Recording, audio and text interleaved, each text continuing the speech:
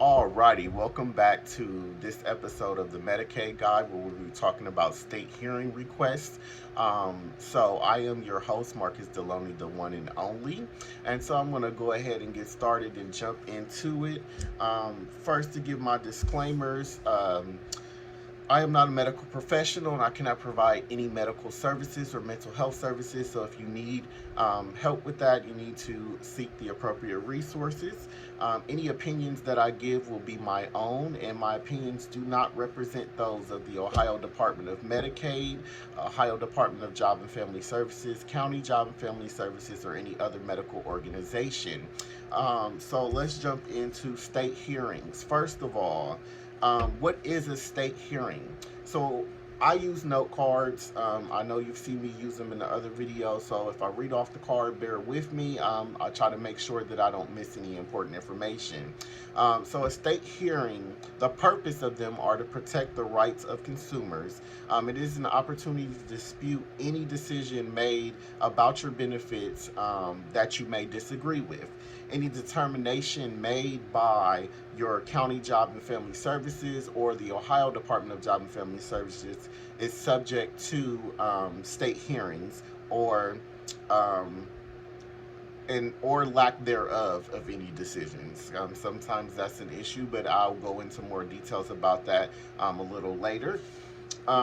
So, state hearing. So for an example of, a lack thereof, when I say you can request a state hearing for the lack of a decision. So when you do a renewal for your Medicaid, your county has 30 to 45 days to process that renewal from the date that you file the renewal. So, or when they receive it, depending on how you file it. And so if your renewal is not processed within that 45-day window, which that has happened coming out of COVID, where some people have gone, I've seen 60 days, some almost close to 90 days without a decision on their Medicaid renewal. That is one reason you can request a state hearing. They have 45 days. So just to give you an example of that, it basically is a meeting between you, someone from your County Job and Family Services office, and a state hearing officer from the Ohio Department of Job and Family Services. In this meeting, you can express why you disagree with the determination that was made.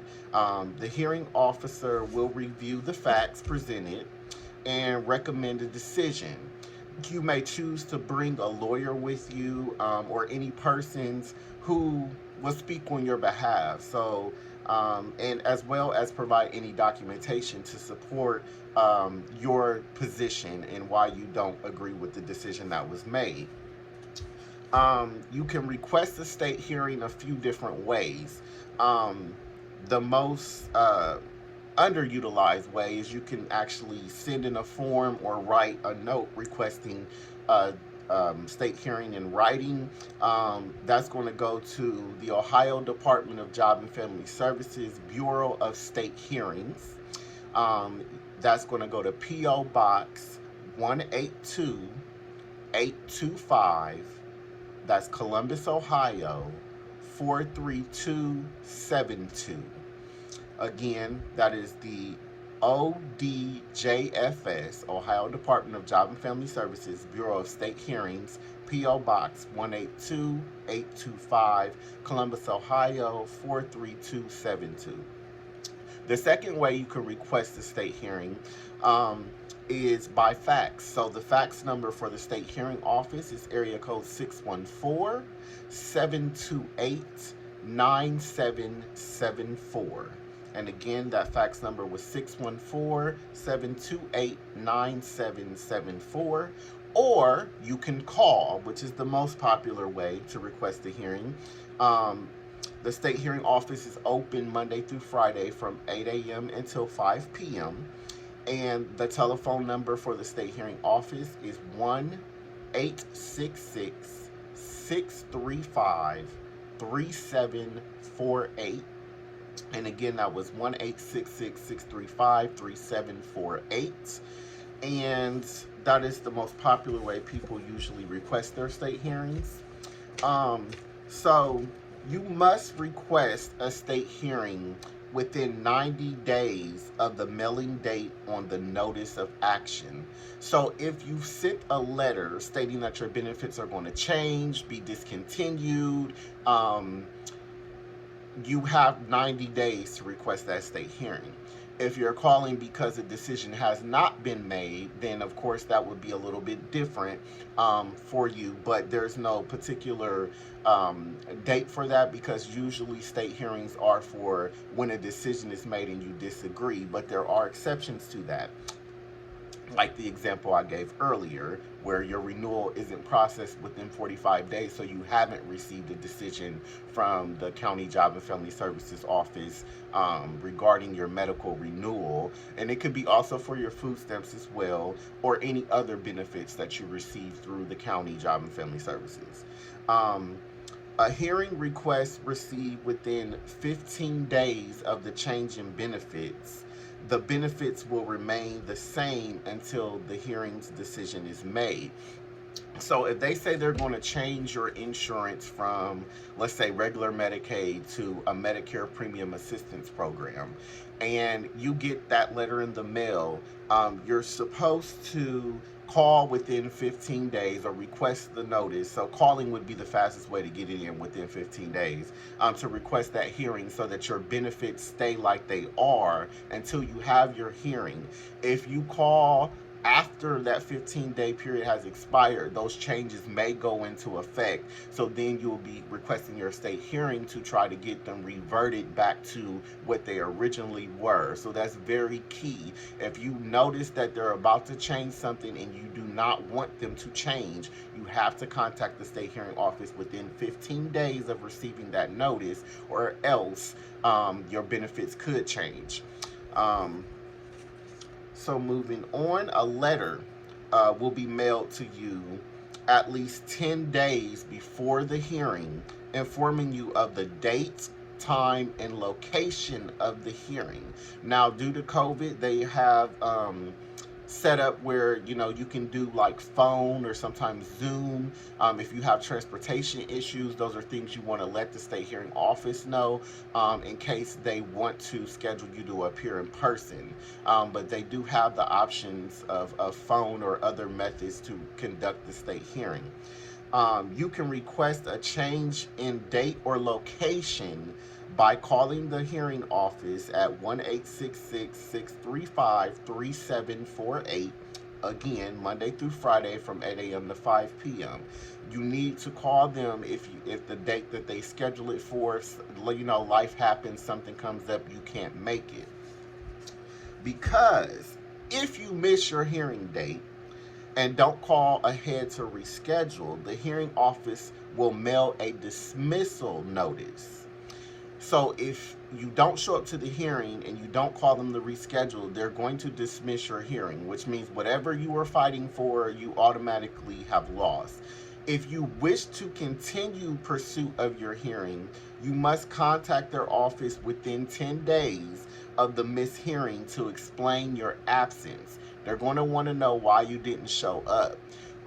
You need to have a great reason for not showing up to that hearing and not calling ahead. So if you're incapacitated, something like that, an emergency situation came up, you would need to let them know exactly what happened, and I'm sure they're going to want some type of documentation depending on the reason you provide for not showing up to that hearing. So that's very important to keep that on your calendar, put it in your phone, whatever, to remind yourself when that hearing is so you don't miss it. It's very vital when you're trying to fight for the benefits that you're receiving and want to continue to receive what you have or need to appeal a decision. All right. So if you don't call within 10 days of the missed hearing, the hearing will be dismissed and you will lose the hearing. So 10 days after your original date, you have to call them and again explain your absence if you miss your hearing, if you didn't call ahead. So you still have a chance to pursue, but you have to call them within 10 days of the missed hearing date. If not, you have to start that process all over, and depending on your situation, that could put you in a further bind. So make sure that you're following this process to a T. There's a reason why I'm taking the time to give you step by step how this process works, so that you have the information you need in order to pursue a state hearing. The dismissal letter will explain how to file an administrative appeal if you disagree with the dismissal. So even if you have a state hearing, and I'm going to talk a little bit more about this, you can file an administrative appeal if you don't agree with the outcome of your state hearing. So let's talk about what happens at the hearing and how that process works. So a hearing officer will interview you and the agency representative. You can bring your own representative. It could be a friend, a relative, a lawyer, caseworker, or anybody that can speak on your behalf and support your position for the decisions that were made or changes that were made. Friends and relatives, can be helpful. Lawyers, I know everybody can afford one, but if you have insurance or had insurance and had a case manager, or you have a doctor or provider that can speak to your situation as to why your benefits need to remain as they are or need to be reinstated or whatever the case may be, try to clear, when you schedule that hearing, try to clear that time with whoever you want as your support to make sure that they will still be available at that time. I'm just the type of person, I'm going to call you the day before, make sure we're still good for tomorrow. I'll probably call you the week before, make sure we're good for next week. You don't want to schedule a hearing and then most of your documentation or support is dependent upon whoever you choose to help represent you at the hearing, and then them not be available or miss the hearing, because that affects your ability to achieve the outcome that you're trying to get. What they will also do after that, after you bring your relative or whoever, you can review the evidence that the agency is using to support their decision. So if they're saying, hey, we made this decision based on your income, you need to request for them to provide you with a copy of whatever documentation that they're saying, okay, well, this is how we calculated everything. This is why we made this decision. You have a right to review that. The hearing officer will then review the facts and decide if the rules were followed in your case. So I have personally seen lots of cases where state hearings were requested and the outcome was in the person's favor for them to either get their benefits reinstated or to get their benefits changed back to whatever they were before the change was notified to be made. I have personally seen cases and the counties respond to these state hearings and take them very seriously. Their office will mail you the decision in a few weeks. So after you have the hearing, you don't know the outcome right then and there. That day you won't get the decision. The hearing officer's job is to take everything into account that was presented during that hearing and take the time to thoroughly review all the information before making a final decision. Once they make that decision, they'll mail that letter out to you. So when you're going through this process, you need to be checking your mail. If you let things like this slip by too long, it could ultimately affect your outcome of your benefits. So these are your benefits. You need to take it serious. Then if you disagree with the decision from the state hearing, you can file an administrative appeal. The hearings are taped and you can request a free copy of your hearing. So again, I want to emphasize free copy. They record the hearing. You are able, especially if you want to pursue a legal action further, you can get a copy of that recording from your hearing so that you can provide that to your legal representative or whoever you need to on your behalf. So how to request an administrative appeal. So the instructions to request will be in the decision letter, but I'm going to go over them now. For this request, it has to be submitted in writing. So for the administrative appeal, you cannot call, you cannot fax. You have to submit, well, you can fax. It just has to be submitted in writing. So it has to be a copy of, the writing letter that you typed up, whatever you decide to do. Because I know my handwriting is not great, so I would type it up, make sure I sign it, that kind of thing. But you have to do that within 15 days of the decision. So once you get that notice in the mail, you only have 15 days to appeal the outcome of the state hearing. I know some people are probably thinking, why go through all that? Well, we'll get to that in a little bit here. Is there an alternative to filing a state hearing? Yes, you can actually request what is called a county conference, which is an informal meeting between you and the local county representative. It's usually the fastest way to resolve an issue in some cases, not always. And I want to emphasize some cases because we all know when you call the county, this is my opinion, when you call the county, you cannot always get through. And some of them hardly ever answer the phone. So, I'm just going to be real. As someone who's been on the other side of the phone, I know how it is. I don't work for the county, but I know how it is calling them. And sometimes that's an all-day task. Let's just keep it real. Again, my opinion. So, I think this is the first video I actually gave my opinion.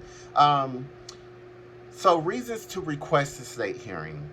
I know some people think you should have started with that, but no, wanted to go through that process for those who were interested to learn. So if you were denied for benefits, so for food stamps, Medicaid, cash assistance, child care, any program offered through Job and Family Services, you can request a state hearing for that if you were denied for any benefits. If you disagree, request a state hearing, go through the process. Benefit changes. So they're going to change again, like they're going to take you off a regular Medicaid and put you on a premium assistance program. Or they're going to take away your premium assistance program because they're saying you're making too much money. Or they're going to lower your food stamps, for example. They're saying, well, you had an increase in income, so we're going to lower it. You have the right to file an appeal and request a state hearing for that. Again, you reported a renewal for your Medicaid. So every year, well, depending on the type of Medicaid you have, and I can do another video on renewals later, but you may have to do a renewal every 3 months, every 6 months, or every year for your medical benefits. If you report your renewal on time, so before the deadline, let me give you an example. If your renewal is due in February, I don't think I could stress this enough, and I'm going to stress this in my renewal video too. If your renewal is due in February and you call in February to do your renewal, your county has 30 to 45 days to process that renewal. So if your renewal is due February 29th, well, due by February 29th, you call February 1st to report your renewal. Your county has 30 to 45 days to process your renewal. What does that mean for you? Because there's only 29 days, and then let's just be real, the way our calendar is set up, there's only 31 days at most in any month. They have 30 to 45.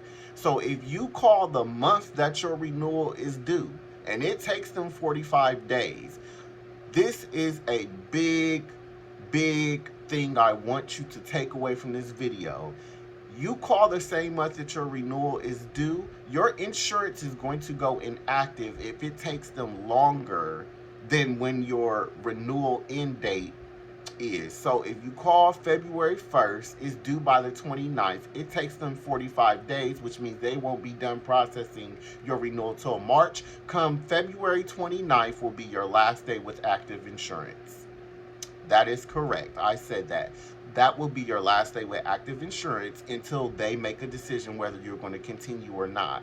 The best thing that you can do is call the month before your renewal is due. So if you're due in February, you need to call on or after. Well, it would definitely be after January 1st. We know that's a holiday, so regardless, they'll be closed. But that applies to any other time of the year. If you're due in September, you need to call in August. If you're due in December, you need to call in November. Because if you call the same month and it takes them that full 45 days, your insurance is going to go inactive at the end of the month. And I deal with phone calls all the time of people who are like, well, I called and I did my renewal. Why is my insurance not active? Because you called and they had 45 days and it's only 31 days in this month and they're not done. So guess what? You don't have insurance until they finish processing it. So you need to call the month before. That is very, very, very important. And I'll do a whole nother video on renewal processes, but I just had to spend some time there. Another reason to request a state hearing: you submitted documents to the county multiple times. And I mean, you took them down there, they scanned them in, you got a receipt. Then you got a letter saying they needed them again. You called, you checked, for some reason they say they don't have it on file, and you have to take the same information down there. You have to do that multiple times. You can request a state hearing. You shouldn't have to keep turning in the same documents over and over and over. That means somebody's not doing what they're supposed to do. Now, that happens more than you think. I always advise people to have them, if you can, go down there, have them scan it in and get the receipt. Because if you request a hearing, you will have that receipt as proof you turned in what they asked you to turn in. Now, if you turn in a certain set of documents and they send you a letter saying, well, we also need these additional documents, that's not the same thing. Not the same thing at all. But if they're asking for the exact same information, you can request a state hearing. Not being able to contact the agency, i.e., they never come to the phone, for example. I deal with that a lot. They're like, I've been calling every day this week and I've been on hold for 4 hours and I can't get through. They're saying they need this or they want that, or I have an issue, I'm trying to report a change, whatever, and you can't ever seem to get anybody from your county office on the phone. State hearing. I guarantee somebody will reach out to you. If you put in a state hearing request, that is a backup way to get, results from the county. Just saying, you got to do what you got to do, right? If you have an issue with a caseworker and you feel like you're being treated unfairly or targeted, you can request a state hearing. So why go through the process? You go through the process because you have to be an advocate for yourself. I don't know how many times I sit on the phone and talk to people and listen to some of the stories that they tell me, and they're like, I just want to give up. Giving up ain't going to fix the situation for you. It's just not. It is not going to fix your situation. Giving up, especially, I just watched the Tyler Perry, side note, watched the Tyler Perry play today, and it was talking about why go through so much hell to try to achieve a goal and then give up right before you get to your blessing. Powerful words, but you have to advocate for yourself. Nobody cares about your situation more than you, and you have to remember that. Now, there are people like myself who will go above and beyond to try to help you in your situation, but there are things that are out of my control. There are phone calls that you have to make. There are people you have to speak to, and you can go and ask anybody who's been through the system. Sometimes you are going to spend the entire day on the phone dealing with the county. It's just the way that the system is. I recognize, my opinion, that is broken, but in some ways, but you got to do what you got to do to advocate for yourself. I want to give an example. I talked to a customer today. Not today. Sorry, today's Sunday. This week, and I'm just going to call him Mr. BB. Now, Mr. BB called because he was denied for his Medicaid for being over income. According to him, his income didn't change at all. He's been getting the same income that he got last year. So I recommended that he file a state hearing. I gave him the information and told him, if your income hasn't changed and you saying it stayed the same, no changes at all, no kind of increase, anything, you need to request a state hearing to appeal your Medicaid being discontinued. So, given that, I do want to go into one last point here. This is definitely one of my longer videos, but state hearings it's a lot, so you have to be informed. But during COVID, anyone who applied for Medicaid was approved because of the public health emergency. We are no longer in a public health emergency, according to our federal government. So therefore, there were a lot of people who had Medicaid who did not qualify based on the regular rules for Medicaid. During COVID, all those rules went out the window. If you said I need insurance or I need Medicaid, you got it. So now that we're out of the public health emergency, if you have been kicked off Medicaid because they're saying your income is too high, you're over income, and you don't feel that they're incorrect, you don't want to file a state hearing, which you still can, but if you know that your income is too high, you're going to get a referral to the health insurance marketplace, or Healthcare.gov. If you need to get health insurance with a subsidy, meaning that you're not paying full price, or to see if you qualify for a government subsidy to help cut the cost of your medical insurance, you can contact the insurance marketplace by going to Healthcare.gov, which I'll put a link for that in this video. And then the other option, for those who like to speak to a person, which I understand, their telephone number for the marketplace is 1-800-318-2596. And once again, that was 1-800-318-2596 or Healthcare.gov to sign up for insurance marketplace or to see if you qualify. So that's all I have for you today. I just want to thank you for taking the time to watch this video. I know it was kind of long. Some of these videos will be long, as I've stated previously, because of the level of detail that I like to go into to make sure people understand the way something works. These are the nuanced details that you don't always get, in the moment when you're calling these numbers or trying to figure out which direction to go. So just remember to advocate, and I am here to help you learn more about your insurance. Oh, and I also failed to mention, I know I'm looking a little scruffy, so I've been ill the past couple of weeks, which is why I haven't uploaded any videos until today. So please forgive me. I'm not looking my best. I don't look bad, but I don't look my best. And I am 36 years young, so I have a lot of gray, and I'm okay with that. But anyways, thank you so much for your time, and like, share, subscribe. Please leave any questions that you have in the comments, and I definitely will respond to them and share this video with someone who may need to hear it. Thank you for all my supporters and subscribers, and you have a wonderful, blessed evening.